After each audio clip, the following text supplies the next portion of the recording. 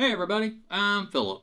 And tonight right now, I'm going to talk about Welcome to Derry, Season 1, Episode 8, the last episode of the season. I said in the last episode, last week, that the show had a lot of plot to cover. I think it did a good job of doing that. Of course, nothing's perfect. There are some nitpicks. They're the same issues I've had all season long. The most positive thing about this episode to me was like the first half. The fog rolling in and what Pennywise did was cool. To balance that with the negative, which is the military stuff, which is simultaneously absurd on paper and in execution, and just a massive waste of time. Like, I understand they needed to have an external antagonist outside of Pennywise, but I think it could have been written better. I think had we concentrated more on Pennywise, instead of splitting the tension with this really absurd, really just with this really just downright silly military stuff, then I think it would have been a stronger season overall. This episode had more hits than misses. Like, the only thing I really would complain about on the whole is just the military stuff, which has been a recurring theme all season long. That and the CGI. It was in full effect here, but it was mostly centered around Pennywise. I forgave some of it, like the CGI blood that came off of him when he had his head shot off. That was fine, just because, I will concede, like someone said earlier in the season, that he is an otherworldly being. I don't think that means you need to have bad CGI, but I do think if you got shot in the head as an otherworldly being, that it would not be like human blood. So that part I will give some leeway to. I still think the stopping mid rar with the teeth, with like the eyes and stuff, it looks really corny. It looks I wish they wouldn't have done that so much, and they held on it for a long time. This one, it wasn't enough to bother me that much, because I said the good definitely outweigh the bad. The first half was fantastic, and the inclusion of Rich in the last 20 minutes or so, how they handled that, I thought was really, really nice. When they're trying to put the shard into the tree, and he just runs on by and keeps running, flips off Pennywise. That was cool. And you're not gonna lie, I got a little misty-eyed during that. Like during that, and then the funeral afterwards, where they laid him to rest. And then after that, when Marge saw the plane had made it to Main Street, or to the road, rather. I thought the last half did a really good job of paying tribute to that character, who was so inconsequential for most of the season. Was like the most expendable one, because we never met his parents until the end, which again was a touching moment with them. The first half was like horror. The second half was just like wrapping it up and then going for the really heartfelt, heartstrings kind of stuff, and I liked it. So let's go ahead and go to my notes, and we'll talk more specifically about things that happened. There are 2 pages, and we'll just kind of go through the episode and what stuck out to me. Philip's notes. So we open up and we see this mist rolling in, and the entire time as stuff is happening, I'm thinking to myself, God, the military is so freaking stupid. Not just from like a plot line perspective, but just from in the story, in an in-story point of view. I'm not going to rant about it. It was just silly, absurd, dumb, all the things I've already said. I know there are people out there that like it, and that's fair play. Again, opinions are not facts. I've said that before, when I was getting about the episode that I thought was a nothing burger, and I still think that way, especially looking back, which I'll do a season recap in the future.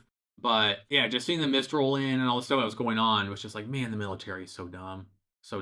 We have a scene then of what is clearly Pennywise talking over the PA at school. It says all the upperclassmen are dismissed. Everyone else go to the gymnasium or whatever for a school assembly, which was a really cool scene, because they all arrive there and he's performing for them, and then boom, head opens, the deadlights, and they all get brainwashed. And probably one of the best scenes, not just in the episode, but of the season. I thought it was just a really cool scene, and just effective at showing how powerful he can be. Like, he was taking his meals on the road, like a to-go box, but it was like dozens of kids. But I liked how he let the upperclassmen go, much like a certain thing that I want to talk about. He's got a type, and Just saying, he would have visited a certain island and been right at home. So I did like how he excused the older kids because he wanted the age demographic that he preferred to be there. We see Hanlon, and then Pennywise calls him on the phone and says to him, "What scares the man without fear?" Which I thought was interesting because I predicted incorrectly, but I predicted that Hanlon was going to be the one to save everyone, including his son, because he wasn't afraid of Penny. Like, that wasn't in his brain. Like, I thought they were foreshadowing that coming up, which, didn't happen. But what I liked about that was it showed that Pennywise knew, because that was a conversation that he'd had with Halloran, and Pennywise had been in Halloran's brain. So I like that Pennywise already knew that there was someone who was immune to him. And then we see the mist, and he has all of the kids and just wreaking havoc. And I thought removing just one totem did this. That's crazy. Just gave him a little way to get out. And instead of just immediately going to the ice, to the river or whatever, to get past the tree, the deadwood, he decided to stick around and, cause havoc. That's a little bit of we knew he wasn't going to win, obviously, because what happens in the future. But I did like that it shows just removing one of the totems, opening the cage just that little bit was enough for him to cause chaos. We get to a scene then of everyone together, like all the adults are together, and Halloran's there and Rose is there. They want Halloran to help them locate the dagger, or the shard, as I call it. She says that she'll offer to help him quiet the voices in order for him to focus and do this. So she makes this concoction, this tea, he drinks it, and then she's all like, "Whatever you do, do not..." As Halloran is under the effects of it. Maybe tell him that first before he drinks it. So that made me laugh. We find out that the shard, the dagger, which we had seen him been doing something to Lily this entire time. I wasn't sure, was it poisoning her? Was it radioactive? I was kind of theorizing on that. But it turns out that the further you take it from where it belongs, the more it damages your mind. It will drive you insane. Which explains, why Lily was acting the way she did. But then they agreed to all trade it off in the end. If I had to pick one person that this episode belonged to, it was Marge. She did a great job. The actress who played her just nailed it. Just killed it. But they agreed to trade it off as her carrying it to try and find Will. Because they're trying to find Will to save him. And then fast forward to... they're on the frozen river. Pennywise is there with the three girls. And he is tormenting them. But then he singles out Marge and drags her away. And then we have a massive lore bomb.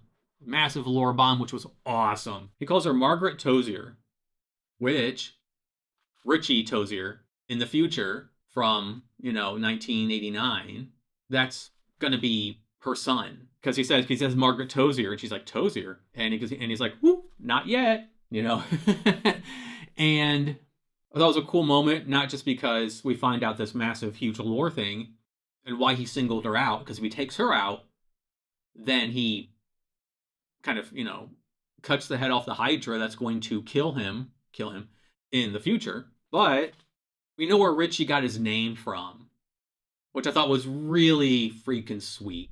I love how much this episode just paid homage to the character of Rich. And the fact that she names her son after the person that saved her life, her first love, who saved her life, was just so damn sweet. But then he goes to bite her with a really funny CGI face. But that's because Halloran got in his head and has control of him. I like that. I think we could have done more with Halloran as far as that goes. Because I wrote, Halloran stopped Pennywise, but can he control him? Because then I wrote, stupid fucking military. They show up. Ugh. And Shaw is there. And we see Pennywise kind of approaching him with a still mouth open, frozen. And I thought, wouldn't it be great if Halloran could control Pennywise and just obliterate the military? Am I the only one that wanted to see that happen? But in this episode, anyone who did anything got away with it. Shaw was the only one who died, who got his head bitten into by Pennywise. And after that happens, I wrote Shaw gets his face eaten. Then I said, what did you think was going to happen? You're so stupid. The military thing was so stupid. It was so dumb. Then Daniel and Hanlon are going to take the shard to the Deadwood to bury it. to reseal Pennywise. Then the military, they showed up, they're stupid, shot them, killed Daniel, which sucked.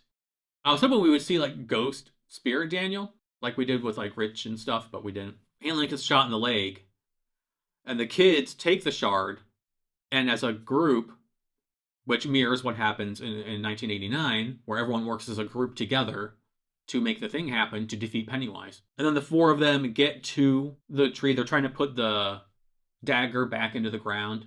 Apparently, it doesn't need to be buried. It just needs to go into the earth just a little bit. They can't because the shard is resisting. It's it's fighting back. And then that's when we see Rich come in and do all the things I said earlier. And I was like, yay! Rich returns. It was cool. I liked it. I did get very, very, very, very misty-eyed, as said. Then Pennywise is trying to get past the deadwood, or get to them first. And Hanlon shoots him in the head, explodes, the CGI blood. Grows the head, starting to grow his head again. And he's out of bullets and stuff. So he tries to get to the kids, and he turns into a bat. Grows these big, giant bat wings. And I thought, why not just turn into a bat earlier? You could have turned into a bat and just flown. In fact, why not turn into a bat when you immediately noticed that the prison was open? I understand that's not how the plot worked. I understand that.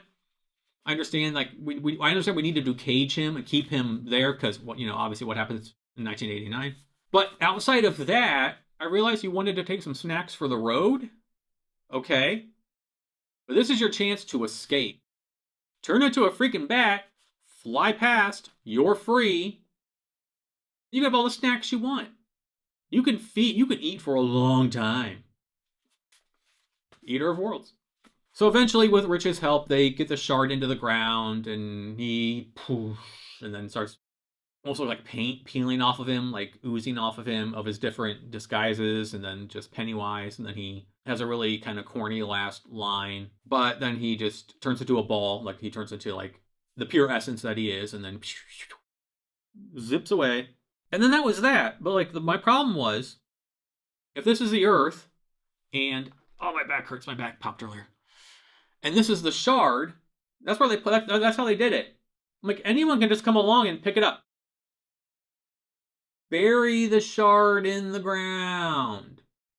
Like bury it, or just put dirt and cover it up. Like seal the entire like recess where the roots are of that tree. Maybe they do, but from what we saw, I thought anyone could come along and take that. And then the day is saved, yay! And the kids realize that Rich was there, which I thought was sweet. And then we see the angry-looking military guy, like the second in command or whatever, behind Shaw. And I wrote, Halloran, get in that man's head, the military guy's head, and destroy him. I wanted Halloran to use his power so bad on all of them. If you can get in Pennywise's head and control him, get in all of their heads. Treat them like puppets. Then a little later, we see Marge and Lily are talking, and she tells Lily about what Pennywise said to her, that his death is his birth, and how the past, present, and future are all the same to him. But she says, what if he can go backwards? What if he can target our parents? Topple the first domino that would knock all the others over. And I wrote, Season 2!